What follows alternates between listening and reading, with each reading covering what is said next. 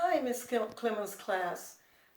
Today we're still with our letter Y that says, "Ye are the light of the world." Matthew 5:14. Okay, so I'm going to read you a Bible story about David and Goliath. Okay, Saul had been king, but he kept disobeying God, so God asked Samuel to find a new king. God said to Samuel, "Go to Bethlehem, and there's a man named Jesse with 8 sons. One of them will be the next king." When Samuel first met the sons, he automatically thought the oldest son, named Eliab, would be the king that God had chosen. But the Lord said to Samuel, "Do not look at the way he looks or how big he is. Eliab is not the one I have chosen. The way he looks doesn't matter to me. I look at the heart." Jesse brought more of his sons to meet Samuel, but none of them God had chosen either. Samuel asked Jesse, "Have I met all your sons?" Jesse replied, "I have one son left named David. He's the youngest, and he's out looking after the sheep. I will bring him here to meet you." As soon as Samuel saw him, the Lord spoke to him and said, "He is the one." So Samuel anointed him with oil, which was a special way of promising him that he would be the next king. And from that day on, the power of the Lord was with David. David continued to take care of his father's sheep in the fields. When he didn't have much to do in the field, he played instruments and wrote songs and poems that you can find in the book of Psalms and your Bible. Meanwhile, Saul was still king, and he ruled people called Israelites. David and his family were Israelites too. The Israelites weren't getting along with people named the Philistines. The problem with the Philistines was that they had many giants living in their land. One of the strongest and biggest giants was named Goliath. He was over 9 feet tall. Can you imagine that? 9 feet tall, which is taller than any person recorded in the Guinness Book of Records. He would have had to bend way down to get through a regular door. Goliath was covered with armor to protect him and carried a big spear. Every morning and every evening for 40 days, he shouted to the Israelites in his big, deep voice, "Hey, you guys, I dare you to find one man to fight me. If he can beat me, we will become your servants. But if I win, you will all become our servants." When Saul and all his men heard this, they were very afraid. 3 of these men were David's 3 oldest brothers. They were the only ones in David's family that could go fight because they were old enough. Now David's father, Jesse, heard about the giant and was worried for his sons. He called David out of the fields and he asked him to take some food to his brothers and report back how they were doing. So David set off to visit his brothers. As he approached them, he heard Goliath shouting his challenge like he did every morning. "Isn't someone going to stand up to this man?" David asked the men in the army, "Then I will fight this giant Philistine." One of the men overheard this and ran to Saul and told him what David said. Saul approached David and said, "You can't fight Goliath. You're only a boy, and he has been fighting for many years." But David said to Saul, "I have had to fight lions and bears to protect my father's sheep. God helped keep me safe then, and he will help keep me safe now." It was too bad that Saul the king wasn't trusting in God to help him. He didn't know what to do to beat Goliath. Then this young boy named David came, and he knew in one day exactly what to do, and he trusted that God would help him. That's why God loved David's heart and wanted him to be king.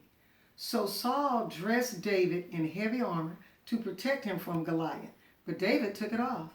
It was so heavy he could hardly walk. He knew that God would keep him from harm. Instead, David went to a stream nearby and found smooth stones. put them in a pouch around his waist, and with his sling he went to Goliath. As David approached Goliath, Goliath looked at David and thought it was a joke. Goliath thought that he could easily beat David, and it was funny that Saul would send a small boy to fight him. But David said to him without fear, "You fight with a sword, and I come with God on my side. And today everyone will know that there is one true God in this land." Goliath didn't care what David said, and he moved closer to attack him. David ran quickly to meet him. Reaching into his pouch, he pulled out a stone, put it into his slingshot, and shot it at Goliath. The stone had hit him right between his eyes, and suddenly Goliath started to lose his balance. He fell with a loud thud right on his face. David had done it. He beat the giant Philistine.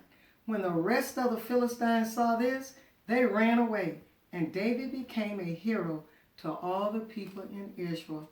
I hope you enjoyed the story, and that in this story, I see that God doesn't always call the qualified. Instead, he qualifies the call, and he had called David. David was going to be king, and David trusted God, and God loved that. And he's the same way with us when we trust him. That's what he wants us to do. So always trust in God. He will be there for you. Okay? So now we're going to go over here, and we're going to look at our sentence. Today is the brown bear dances without a care. Our letters are uppercase B, lowercase b, uppercase D, lowercase d, uppercase E, lowercase e, uppercase S, lowercase s, uppercase T, lowercase t. Of course, our sentence begins with an uppercase letter, which is called a capital letter, in the first word of the sentence. And so we said, again, it's the brown bear dances without a care. Okay? So now what we're going to do, can you find your letters in this sentence? Uppercase T, lowercase e,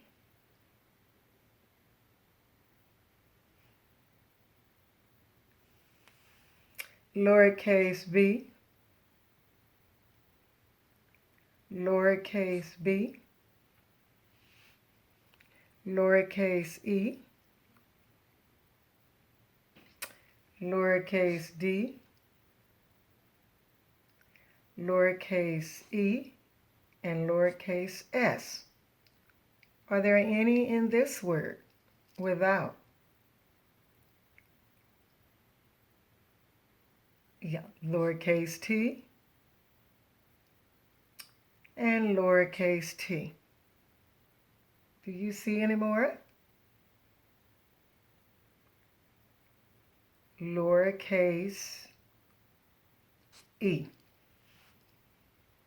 Okay, those are our letters for the week. And if you would, try and clap out the syllables today in that sentence. The brown bear dances without a care. See if you have your parent to help you with that sentence and to clap out the syllables in the sentence. So now we're going to do a little exercise here. And what it is, we're going to go from smallest to largest. And what I want you to do up here is I want you to tell me, how do I arrange this? From smallest to largest, which one of these go first in the first block? We're starting with the smallest one, okay? Did you say this one? Yes, it's the smallest, so it goes first. Which is the next? Did you say this one? Yes, this one is next, smallest. And what's the next one? This is the largest. So these are in order from from smallest to largest. Okay? You can find things at home and do that as well. Now what we're going to do is we're going to do the same here. We're going to draw, because on here we have some small ribbons and small gifts. So we're going to match which ribbon would go on which gift. So look at the ribbons and look at the size of the gifts. So which ribbon goes on this gift? Did you say this one? Yes. Which ribbon goes on this gift? Did you say this one? It does. So there's only one left. So this ribbon goes to this gift. Okay. So now what we're going to do is we're going to do a story. We're going to do this story about circus fun. Okay? Ava was so excited. Her grandpa was taking her to the circus. She had read books about the circus, but she had never seen a real circus. Have you ever seen a real circus? Have you ever seen a real circus? And have you ever seen a clown? Where did you see him? Okay. The circus tent was much larger than she had imagined. She loved the music, and she loved the vendors selling cotton candy and balloons. When they reached their seats, Ava couldn't believe her eyes. There was a parade of all the circus stars, beautiful women riding horses that had sparkling bridles, and they wore huge feathers on their foreheads. There were elephants decked out in feathers and rhinestones. There was a tall, skinny man and seals balancing ball on his nose. There was a lion tamer, and there was the lion. High overhead, there was a woman on a trapeze and a man walking on a tightrope. When Ava looked back down at the parade, her eyes found what she most wanted to see, the funny clowns. Her favorite was the clown riding in a tiny car. How does he do that? She wondered. Ava tried to remember every detail of the beautiful and strange things she saw. She knew this would be a night she would never forget. Okay, I hope you enjoyed Ava's circus fun. So now we're going to move over. And remember, there was cotton candy at the circus. And there's also popcorn there. So you can do this at home. You can have your mother or dad to cut out a cone for you. And what you want to do is get some cotton balls. And I've already started this, but this is what you can do. So you put some glue on the top, and you're going to glue. You're going to put glue on it till you fill it all up. And you do the same with your popcorn. You take some cotton balls and you can pull it apart and you can put your popcorn on here. Your cotton balls for your popcorn. Okay, then you can take some food coloring and we're going to give our cotton candy some color. Do you like blue? Let's try a blue one. We're going to put a little blue in there and see what happens. It's coming out a little darker than I want it to, that's for sure. Okay. Now,